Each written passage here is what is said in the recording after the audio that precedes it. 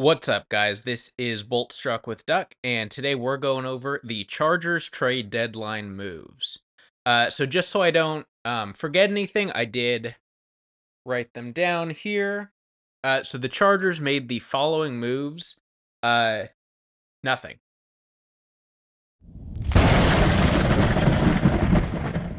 But yeah, so getting right into it, jokes aside, Joe Ortiz pulling a little Tom Telesco, no trade deadline moves. So this sounds really bad at first. Let me explain why it's not his fault. So a couple things. So Chargers' main concerns going into the trade deadline was interior O-line, tight end, wide receiver, right? I think all Chargers fans will agree to that. So first with the interior offensive line, um, I never thought we were going to get a guard simply because we've invested too much draft capital into guard. So the move would be at center, which again limits you to only so many centers. And with tight end, one of the names floating out there, David Njoku, I thought we had a really good chance of getting, specifically with the uh Browns losing to us, just the fact they should have been sellers.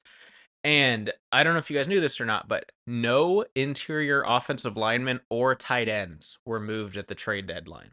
So this means one of two things. Either no one was selling them or the market was way too high across the board for all teams. Meaning it really didn't make sense for Joe Ortiz to make a move because clearly there was not much supply. So clearly the demand for draft capital in return was not going to be there. So that brings us into the third positional need, wide receiver, which one you could already argue, the Chargers don't have any stud wide receivers. I think Lad McConkey's going to get there. Quentin Johnston obviously is playing really awesome. Um, but the depth is there at receiver. We almost have too much depth at receiver. It's not the Greg Roman offense to have great receivers necessarily. DJ Chark should potentially be back. And so I see why they didn't move it. There were rumors that they were in the running for T. Higgins. I think a couple weird things happened is I just think the Bengals with Joe Burrow think they're always contenders. So they would have, which again, T. Higgins would have been a rental. For those of you that don't know, he'd be a free agent at the end of the year. Pretty much no way the Chargers would have signed him to a long-term contract. But so I think the Bengals are just like, we're always contenders, cheap ownership, so I'm sure they're like, we're gonna contend every year because we're not gonna necessarily, contend in the future, if they don't pay these guys. And then also, seemingly like always, the Cowboys ruin the market. I mean, they gave up a fourth round pick for Jonathan Mingo, who, if you guys don't know who that is, you're definitely not alone with the majority of NFL fans, but I believe he has less than 200 receiving yards on the year. A fourth is what the Chiefs got DeAndre Hopkins for, in case you're curious. And I think Mike Williams went to that one hurt, but I think Mike Williams went to the Steelers for like a sixth or something like that. So I just think the Cowboys ruined the market. Because there were rumors the Chargers were in on Mike Williams. It seemed like they were more so heavily pursuing T. Higgins, and again, I think the Cowboys just ruined the market on that one.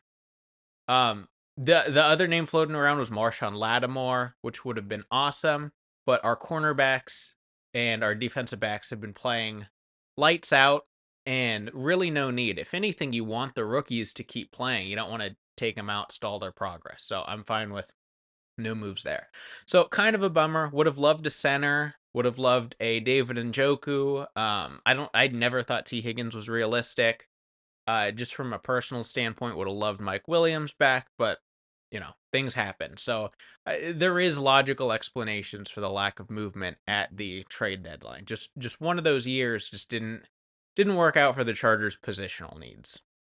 And then just real quick, just getting into a preview of the Chargers Titans game. So I foresee this going a little bit like the Browns game, where the Titans have some guys volatile at quarterback, not very good at quarterback. just not a very cohesive team. You can't expect a blowout every time like that Browns game, or close to a blowout. I do think the defense is going to continue doing an awesome job. Uh, the Titans have been running the ball decently well. So I think the Titans will put up a little bit more points than the Browns, specifically because you can't count on the Titans turning the ball over 3+ times. You never know with Will Levis, but you know what I mean. You can't assume 3 turnovers again. Same thing on the offensive side. Theoretically, the Titans defense is not nearly as good as the Browns defense. But the Browns had three huge blown coverages on third down. You can't count on that again. So I'm picking a 24-13 Chargers win over the Titans. So I do think they will control the game handedly. I don't think it'll be as quite big of a victory margin as against the Browns, but should be a safe, secure win, which we need getting into the tough part of our schedule. So those are my predictions. I think Herbert's going to play excellent as he has. Again, not as good of a defense of the Browns. I don't, so I predict 2 Justin Herbert passing touchdowns. I think Herbert is, if DJ Chark is back, I think Herbert can hit 300 yards. He was more than on track the first half of the Browns game. So I'm going to predict about 306 passing yards for Justin Herbert. Might be a little high. One can hope. 2 passing touchdowns. And again, 24-13 Chargers victory. So those are my explanations on the trade deadline. That's my prediction for the game. Let me know in the comments down below. Do those explanations make sense? Was there someone out there who went for a certain price that you think the Chargers should have been in on? Let me know in the comments below. Let me know your predictions for the Chargers-Titans game.